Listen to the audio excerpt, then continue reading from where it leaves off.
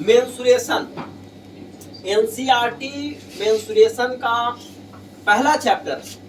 कल मैंने बोला था 13.1, सॉरी 13.1 नहीं, 12.1। 12.1 का पहला क्वेश्चन है बाबू। दो वृत्तों की त्रिज्याएं, दो वृत्तों की त्रिज्याएं क्रमशः 19 सेंटीमीटर और 9 सेंटीमीटर।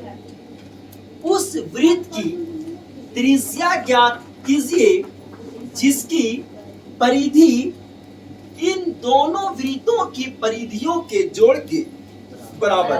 वंस अगेन, दो वृत्तों की त्रिज्याएं क्रमशः 19 सेंटीमीटर और कितना है बाबू? 9 सेंटीमीटर। चलिए मैं दो त्रिज्या बनाता हूं, है ना। एक 19 सेंटीमीटर त्रिज्या वाला वृत्त है, ठीक है, और एक 9 सेंटीमीटर, तो वो तो छोटा ही होगा ना। ये हो गया बाबू आपका 9 सेंटीमीटर, ठीक है। अब इन दोनों त्रिज्याओं को क्या कर दिया गया है? मिला दिया गया है, ठीक है। अब सॉरी, इन दोनों वृत्तों को मिला दिया गया है। अब तुम ही बताओ कि इसको तोड़ेंगे, मान ले कि घेरा है, रस्सी है ना जो वृत्त के रूप में है, अब ये भी रस्सी है। अब ये दोनों को हम काट देते हैं, यहां से इसको काट देंगे लंबा हो जाएगा, यहां से इसको काट देंगे ये भी लंबा हो जाएगा। अब ये दोनों को जोड़ देंगे, क्या कर देंगे?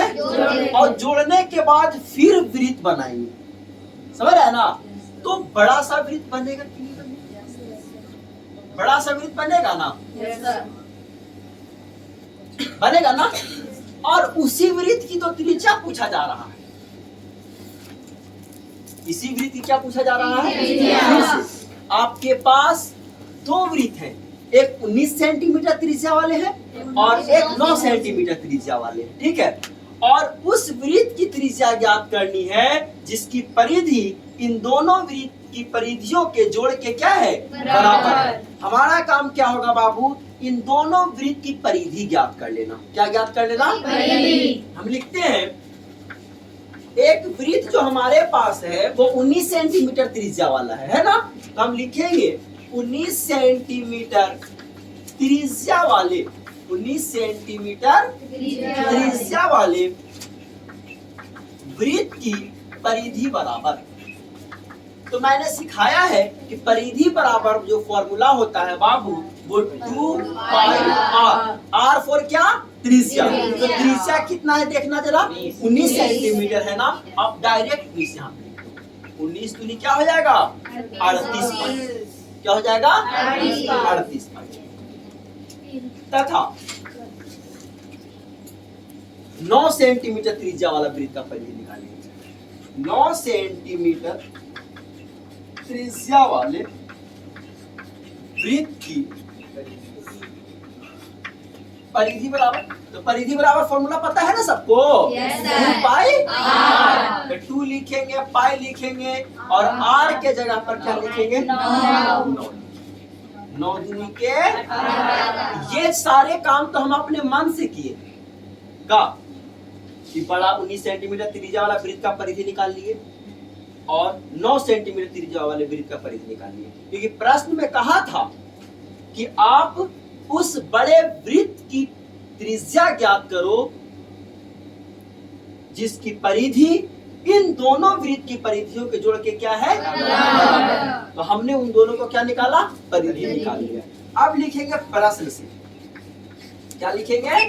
प्रश्न में क्या बोला है कि उस बड़े वृत्त की त्रिज्या ज्ञात करो जिसकी परिधि इन दोनों वृत्त की परिधि के जोड़ के। तो बाबू मैं लिखता हूँ सीधे बड़े वृत्त की परिधि बराबर, बड़े वृत्त की परिधि बराबर। ये दोनों को क्या करना पड़ेगा मेरे को? जोड़ना पड़ेगा ना। 38 पाई प्लस 18 पाई। कोई दिक्कत है क्या? सूत्र लगाएंगे हम यहाँ, वृत्त बड़ा हो छोटा हो फॉर्मूला सबके लिए क्या होगा? सेम होगा। हमने पार्टी ऑर्गेनाइज करा है और उसमें गरीब लोग भी आ रहे हैं, अमीर लोग भी आ रहे हैं। तो हमारा फर्ज क्या बनता है? कि हमें सबको सेम व्यवस्था रखना है। समझ में आ रहा है ना? यहाँ तक कि खैर कोई नहीं, आ गई।